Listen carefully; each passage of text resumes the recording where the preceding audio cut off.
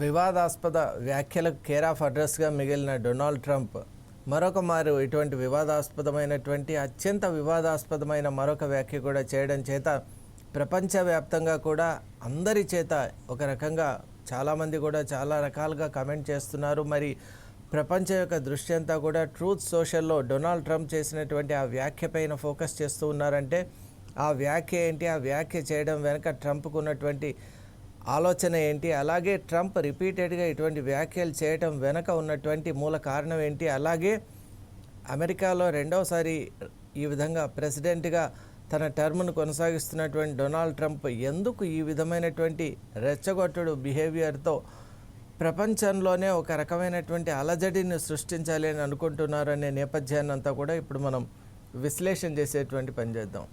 ముఖ్యంగా second term Trump 2.0 అనేటువంటిది చాలా డేంజరస్గాను, అలాగే మనం చూసినట్టయితే అనేక రకాలైనటువంటి వివాదాస్పదమైన నిర్ణయాలు, అలాగే అనాలోచితమైనటువంటి కామెంట్స్ చేయడంతోనే గడిచిపోతుందని మనం భావించవచ్చు. ఒకవైపు యుద్ధం వద్దంటూ ఉంటాడు, ఇంకోవైపు ఆ యుద్ధానికి కావాల్సినన్ని సమకూర్చుకుంటూ ఉంటాడు. మరొక వైపు యుద్ధాన్ని ఆపాను, నేను శాంతి దూతనని చెప్తూనే ఆ వార్త అయిపోయే లోపలనే తన యొక్క అసోసియేట్స్ ఎవరైతే వేరే తనకు సంబంధించినటువంటి మిత్రుల చేత శత్రు దేశాలపై దాడి చేయిస్తూ ఉంటాడు. అలాగే భారత్ నాకు గొప్ప మిత్రుడు అంటూ ఉంటాడు, అంత లోపలనే టారిఫ్ వేస్తూ ఉంటాడు.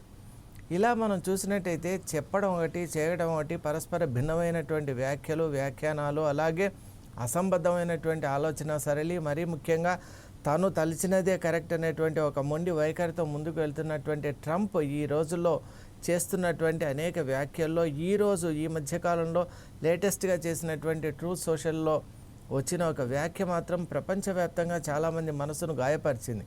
ఆ వ్యాఖ్య ఏంటి అంటే, if you import people from third world country definitely you will turn in to A third world country and you can do nothing about it అని చాలా స్పష్టంగా అక్కడ రాసుకొచ్చారు.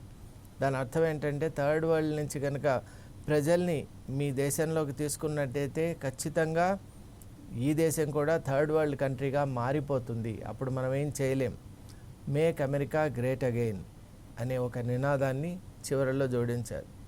అసలు మేక్ అమెరికా గ్రేట్ అగైన్ అనేటువంటి ఒక నినాదంతో రెండవసారి ప్రెసిడెంట్ అయినటువంటి ట్రంప్ ఆ విధానాన్ని ఏ విధంగా తాను సాకారం చేసుకోవాలనేటువంటి ఆ పద్ధతిని పక్కకు పెట్టి ఎంతసేపు ఒక జాతీయ అహంకారపూరితమైనటువంటి వ్యాఖ్యలు చేయటం, అలాగే రేషియల్ డిస్క్రిమినేషన్ చూపించడం, మరీ ముఖ్యంగా సూపర్ పవర్స్ ఏషియన్ జైంట్స్ అయినటువంటి ఇండియా, చైనాపై అతను రిపీటెడ్గా కూడా టార్గెట్ చేస్తూ మాట్లాడుతున్నాడు.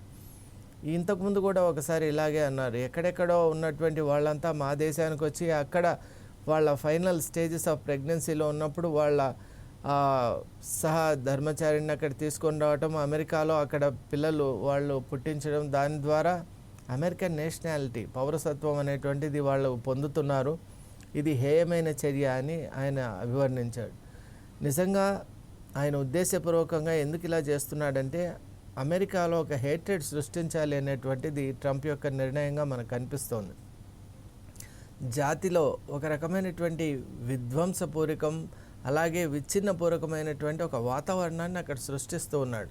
శాంతిదూత అని చెప్తున్నాడు కానీ దానికి విఘాతం కలిగించేటువంటి పనులే అతను చేస్తున్నాడు. మరి ఈరోజు చేసినటువంటి వ్యాఖ్యల్లో ఆ థర్డ్ వరల్డ్ కంట్రీస్ ఎవరు, ఆ థర్డ్ వరల్డ్ కంట్రీస్ వాళ్ళు రావటం వల్ల అమెరికా ఎలా థర్డ్ వరల్డ్గా మారిపోతుంది, అది చాలా స్పష్టంగా డొనాల్డ్ ట్రంప్ ప్రపంచానికి చెప్పవలసినటువంటి బాధ్యత ఉంది. ఎందుకు ఈ విధమైనటువంటి వ్యాఖ్యలు చేసి వేరే దేశాల ప్రజల మనస్సులను, మనోభావాలని దెబ్బతీయాలని చూస్తున్నారనేటువంటి ఒక అంశాన్ని ఎప్పుడైతే మనం చూస్తామో అక్కడ స్థూలంగా మనకు కనిపించేటువంటి కొన్ని అంశాలను ఇప్పుడు మనం పరిశీలన చేద్దాం. దాంట్లో ముఖ్యమైనటువంటిది అమెరికా అనేటువంటిది ఒక హౌ అమెరికా వాజ్ ఫార్మ్డ్ అనే ఫస్ట్ అందరూ మనం తెలుసుకోవాలి.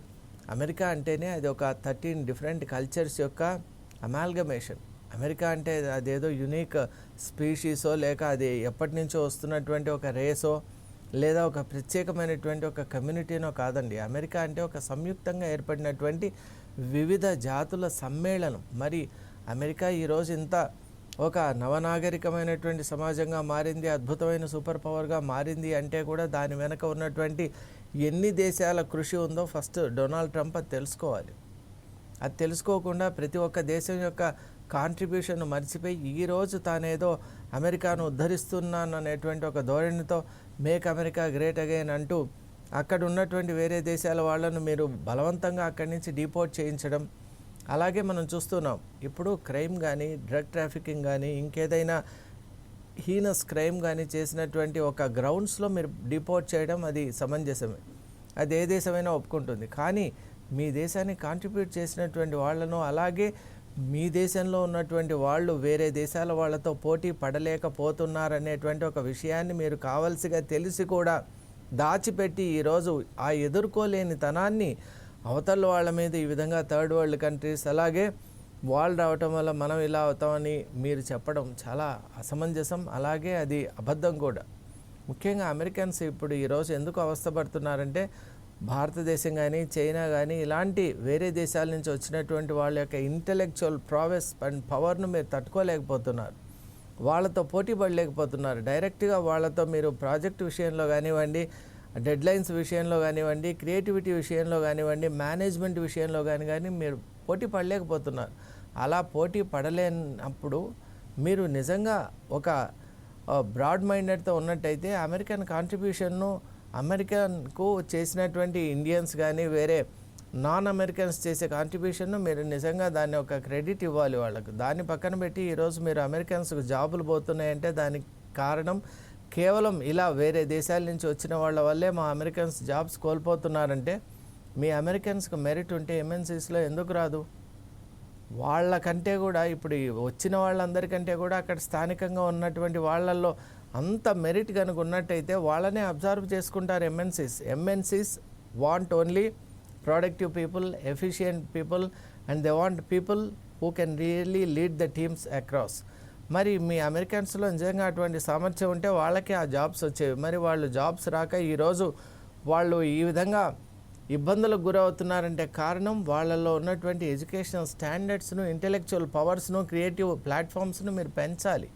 అది చేయకుండా మీరు వేరే వాళ్ళు ఎవరైతే వచ్చారో వాళ్ళను మీరు నిందించడం, వాళ్ళను వేరేగా నినదించడం, అలాగే ఆ దేశాలను కూడా మీరు అగౌరవపరచడం అనేటువంటిది అది నిజంగా మీ యొక్క అమెరికన్ కల్చర్కే అది విఘాతంగా ఉంది. ఎందువల్ల అంటే అమెరికా ఎప్పుడు కూడా ఇలా స్వపర అనేటువంటి భేదాలను ఎప్పుడూ చూడలేదండి. ఇంత వాస్ట్ అమెరికన్ హిస్టరీ ఎప్పుడైతే మనం చూస్తామో starting from Spanish colonies, British, Spanish, అలా రకరకాలుగా పోర్చుగీస్, ఇటువంటి డిఫరెంట్ కాలనీస్ని మనం స్టడీ చేసుకుంటూ వచ్చామో అప్పుడు ఈ ఫైనల్గా అమెరికా అనేటువంటి ఒక రూపం ఎప్పుడైతే దాల్చిందో ఆ తర్వాత కూడా డిఫరెంట్ కంట్రీస్ వాళ్ళు ఇక్కడికి వచ్చారు. స్వతంత్రం, అసలు మీ దేశం యొక్క నినాదమే ఫ్రీడమ్ ఆఫ్ లిబర్టీ. ఆ లిబర్టీ అనేటువంటిదే మీకు ఉంది అని స్టాచ్యూ ఆఫ్ లిబర్టీనే మీరు పెట్టారు. దాని అర్థం ఏంటి అంటే ఇక్కడ లిబరల్గా ఉంటుంది వ్యవహారం అని. మరి ఈరోజు దానికి విఘాతం కలిగేలా, దానికి అపోజిట్గా, దాన్ని కాంట్రడైజ్ చేసే విధంగా మీరు ఏమంటున్నారంటే America is only for Americans. But who are Americans? Who are Americans? You have to redefine your statement. Who are Americans in fact? Americans, do you think Americans are only white skinned people? మరి అలా అంటే ఇప్పుడు dark skin people అయినటువంటి చాలామంది యొక్క contribution కూడా అమెరికాలో ఉంది. మీ స్పోర్ట్స్లో గెలిచేదంతా కూడా డార్క్ స్కిన్డ్ పీపులే. అది ఒక్కసారి డొనాల్డ్ ట్రంప్ గుర్తుపెట్టుకోవాలి. మీరు ఒలింపిక్స్లో మీకు అమెరికా పేరు మీద వచ్చే పథకాల్లో డార్క్ స్కిన్డ్ పీపుల్ ఎన్ని పథకాలు గెలిచారో, మీ వైట్ స్కిన్డ్ పీపుల్ ఎన్ని పథకాలు గెలిచారో ఒక్కసారి బేరీ చేసుకోవాలి. అలాగే మ్యూజిక్లో కానివ్వండి, డిఫరెంట్ లిబరల్ ఆర్ట్స్లో, సైన్సెస్లో డిఫరెంట్ ఈ రేసెస్లో ఉన్నటువంటి వాళ్ళందరూ కూడా కాంట్రిబ్యూట్ చేయటం వల్లే ఈరోజు అమెరికా ఒక ఉజ్వలమైనటువంటి ఒక దేశంగా ఉంది. No doubt about it. కానీ మీరు చేసేటువంటి వ్యాఖ్యలు, సంకుచితమైనటువంటి మీ యొక్క భావజాలం వల్ల అక్కడున్న సొసైటీని కూడా మీరు విచ్ఛిన్నం చేస్తున్నారు. If you want to really make America great, definitely you should stop making such cheap comments. ఎందువల్ల అంటే రిపీటెడ్గా ఇమిగ్రేషన్ అనేటువంటిది ఒకటి మీ చేతిలో ఉంది కాబట్టి వేరే దేశాల వాళ్ళను ఇమిగ్రేట్ కానీ బలవంతంగా ఇక్కడి నుంచి మీరు పంపించే ప్రయత్నం చేశారు. ఇల్లీగల్గా వచ్చిన వాళ్ళని డిపోర్ట్ చేశారు. ఇప్పుడు మెక్సికో, అలాగే మీకున్నటువంటి బార్డర్ కంట్రీస్లో ఉన్నటువంటి వాళ్ళను డ్రగ్ కార్టెల్స్ అని, అలాగే అక్కడ హ్యూమన్ ట్రాఫికింగ్ ఉందని, అలాగే క్రైమ్ ఉందని మీరు పంపిస్తున్నారు. That is understandable. కానీ H1B వీసాస్ పైన వచ్చే వాళ్ళకు కూడా $1 lakh ఎక్కడైనా ఉంటుందా? మీ ఫెడరల్ కోర్టే అది రాంగ్ అని చెప్పింది. చెప్తే మీరు హయ్యర్ అప్పీల్కి వెళ్ళారు. అలాగే ఆ జడ్జిమెంట్ ఇచ్చినటువంటి రీఫైండ్ జడ్జి అయినటువంటి ఆయన కూడా మీరు రకరకాల మాటలతో దూషించారు. అసలు మీ న్యాయ వ్యవస్థపై మీకే నమ్మకం లేనప్పుడు ప్రపంచంలో మీ మీద ఎందుకు ఇతరులకు నమ్మకం ఉంటుంది చెప్పండి? న్యాయ వ్యవస్థనే గౌరవించలేని వ్యక్తి ఒక నాయకుడు ఎలా తయారు కాగలడు? కాబట్టి Donald Trump has to really rethink about himself. ఇప్పుడు తను చేసే కామెంట్స్ ఏదైతే ఉన్నాయో అవి ఒక డివిజివ్ సొసైటీని, ఒక విచ్ఛిన్నకరమైనటువంటి సమాజాన్ని తయారు చేస్తోందే కానీ అమెరికాలో కూడా ఇన్ని రోజులు రకరకాల కమ్యూనిటీస్ చాలా హార్మోనియస్గా ఉండేవి. మరి ఈ రోజులో మనం చూసాం హై డిగ్రీ ఆఫ్ ఇన్సెక్యూరిటీ. ఎవరు బయటికి వెళ్ళిన వారు ఇంటికి వస్తారో మనం చెప్పలేం. అక్కడ కాల్పులు, తుపాకీ మోతలు ఫ్రీక్వెంట్గా వినిపిస్తున్నాయి. అలాగే మనం చూసినట్టయితే అమెరికా ఇంతకుముందు ఉన్నట్టు అమెరికా కాదండి. ఇంతకుముందు అమెరికా వెళ్ళామంటే మన ప్రోగ్రామ్స్ చూసుకొని మనం చక్కగా అనుకున్న డేటుకు మనం హ్యాపీగా రిటర్న్ వచ్చేవాళ్ళం. కానీ ఇప్పుడు అలా లేదు. వెళ్ళిన మనం ఏ ప్లేస్కి వెళ్ళొచ్చో, ఏ ప్లేస్కి వెళ్ళకూడదో, ఏ టైంలో వెళ్ళాలో అన్ని రకాలైనటువంటి ఒక రీసెర్చ్ చేసుకొని మనం అడుగు ముందుకు వెళ్ళాలి. అలాగే ఎయిర్పోర్ట్స్లో కూడా మనకు సెక్యూరిటీ లేదు. అలాగే మనం చూస్తే రేషియల్ కామెంట్స్, మనం వీడియో క్లిప్పింగ్స్ కూడా చూసాం, మన ఛానల్లో కూడా ప్లే చేసాం. అవుట్ రైట్గా ఓపెన్గానే ఇండియన్స్ను అబ్యూస్ చేస్తూ ఉన్నారు. Go back to your country అంటున్నారు. They are using unparliamentary language. మరి ఇటువంటి పోకడలకు కారణం ఏంటి? ఈ రేషియల్ కామెంట్స్, మీరు పెట్టేటువంటి విచ్ఛిన్నకరమైనటువంటి వ్యాఖ్యానాలే. కాబట్టి సొసైటీని అన్ని విధాలుగా కూడా మీరు తప్పుదోవలో తీసుకొని వెళ్తున్నారు. కాబట్టి you have to really remodel your self. The president of America అంటే ఒక రేర్ డిగ్నిటీ, ఆనర్ ఉంటుంది. ఆ ఆనర్ను కూడా మీరు కోల్పోయేటువంటి ఒక ప్రమాదంలోకి వెళ్ళిపోతున్నారు. ఎక్కడికి వెళ్ళినా కూడా శాంతిని నేను స్థాపన చేస్తున్నా అంటున్నారు, కానీ ఓన్ కంట్రీ, మీ దేశంలోనే ఒక హేట్రెడ్ అనేటువంటిది మీరు సృష్టించారు. ముఖ్యంగా భారతీయులందరూ కూడా ఈరోజు ట్రంప్ చేసినటువంటి వ్యాఖ్యలను కూడా ఈ ప్రవాస భారతీయులు అర్థం చేసుకోవాలి. ఎందువల్ల అంటే మాటిమాటికి ఇటువంటి కామెంట్స్ వినవలసి వస్తోంది. ఇది చాలా దురదృష్టకరం. అందువల్ల అక్కడ ఉన్నటువంటి భారతీయులు కూడా కేవలం డాలర్స్ కోసమో, లేక ఏదో వాళ్ళకు ఉన్నటువంటి ఫెసిలిటీస్ కోసమో, లేదా అక్కడ ఒక ఈజీ లైఫ్ ఉందనేటువంటి ఒక భావన, ఒక భ్రమచేతనో అమెరికాలోనే ఉండిపోదాం, నిలిచిపోదాం అనేటువంటి ఆలోచన సరికాదు అని ఈ సందర్భంలో మీకు మనవి చేయాలి అని అనుకుంటున్నాను. ఎందువల్ల అంటే ఈ వ్యాఖ్యలు ఇవి ఒక్కసారి ప్రారంభమయ్యాయంటే ఇవి కోవిడ్ కంటే కూడా డేంజరస్. ఇవి అక్కడ సొసైటీలో ఇప్పుడు బాగా వాళ్ళల్లో పాతుకుపోయేటువంటి ఒక నేపథ్యం కనిపిస్తోంది. కాబట్టి ఖచ్చితంగా make a decision to return back to the motherland. భారతదేశంలో ఇప్పుడు ఎన్నో ఆపర్చునిటీస్ ఉన్నాయి. ఇక్కడ కూడా మనకు ఒక హైబ్రిడ్ వర్క్ ఎన్విరాన్మెంట్ ఉంది, రీఫైన్డ్ ఎన్విరాన్మెంట్ ప్లాట్ఫామ్స్ ఉన్నాయి. We are technologically at the forefront. మనం ఒక 4th లార్జెస్ట్ ఎకానమీగా కూడా ఎమర్జ్ అవుతున్నటువంటి నేపథ్యంలో మీ కాంట్రిబ్యూషన్ ఇప్పుడు ఈ తరుణంలో చాలా ముఖ్యం. ఇటువంటి వ్యాఖ్యలు విని పర్వాలేదులే అని మళ్ళీ సరిపెట్టుకొని మనస్సు చంపుకొని అక్కడ ఉండే బదులు make an attempt to come back. అది ఏదో డిస్గ్రేసో లేక అక్కడ ఉండలేక వచ్చామనేటువంటి భావన ఎప్పుడూ పెట్టుకోవద్దండి. Coming back to motherland is always an honour. పరాయి దేశంలో, పరదేశంలో ఉండటమే డిస్గ్రేస్, కానీ ఇక్కడ ముఖ్యంగా మన మదర్ ల్యాండ్కి రావడం అనేటువంటిది అది it's a happy occasion and a wonderful occasion అని కూడా మీరందరూ తెలుసుకోవాలి. కాబట్టి ఖచ్చితంగా ఇటువంటి వ్యాఖ్యలు విన్న తర్వాత మనలో కొంతమందిలో అయినా కూడా రెస్పాన్స్ అనేది రావాలి, రియాక్షన్ రావాలి, దాని వెంటే ఫాలో అప్ యాక్షన్ కూడా ఉండాలి.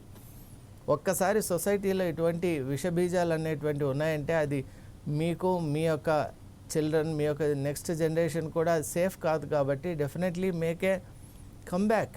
That's very important. ఇక్కడ you put your intellectual efforts here in developing Bharat to next level. మరి మీలో ఉన్న శక్తియుక్తులంతా కూడా భారతదేశం కోసం కేటాయించాలి. అలాగే ట్రంప్ చేసేటువంటి వ్యాఖ్యలను మనం ఎట్టి పరిస్థితుల్లో సమర్థించాం. ఎందువల్ల అంటే అవి ఆ దేశానికి అలాగే ప్రపంచానికి కూడా ఒక బ్యాడ్ స్టాండర్డ్ని ఆయన ప్రవేశపెడుతున్నాడు. ఇలా కనుక అనుకుంటే మరి వేరే దేశాల్లో ఉన్నటువంటి అమెరికన్స్ యొక్క గతి ఏంటి? ఇప్పుడు అమెరికన్స్ కూడా వేరే దేశాల్లో ఉంటున్నారు, మరి వాళ్ళ పరిస్థితి ఏంటి? అది కూడా ట్రంప్ ఒక్కసారి ఆలోచన చేయాలి. కాబట్టి the world is vast and the world we can go to any place. అంటే ఆనరబుల్గా మనం లీగల్గా ఉన్నంత వరకు కూడా మనం ఎక్కడికైనా వెళ్ళేటువంటి ఒక స్వేచ్ఛ ఉండాలి. పని చేసుకొని కమ్యూనిటీస్ ఎప్పుడు కూడా హ్యాపీగా కలిసి ఉండేటువంటి ఒక ప్రయత్నం చేయాలి. ఎప్పుడైతే అటువంటి ఎన్విరాన్మెంట్ ఉండదో, టాక్సిక్గా మారిపోతుందో, హొస్టైల్గా మారిపోతుందో, take a good decision and reach out to the motherland. That is the best option అని నేను అనుకుంటాను. ఇప్పుడు భారత్లో నిర్మాణాత్మకమైనటువంటి కొన్ని ఆలోచనలతో ముందుకు పోతున్నటువంటి తరుణంలో expert hands are required. And if experts from మన ప్రవాస భారతీయుల్లో ఉన్నటువంటి ఆ ఎక్స్పర్టైజ్ కనుక ఇప్పుడు ఉన్నటువంటి ఈ ఫేస్కు కలిసిందనుకోండి, that will lead to a wonderful result. అప్పుడు అమెరికా వాళ్ళే ఇక్కడికి రావాలి అని అనుకునేటువంటి ఒక తరుణం కూడా వచ్చే అవకాశం ఉంది. ఆ విధంగా let us make Bharat big and great. Thank you.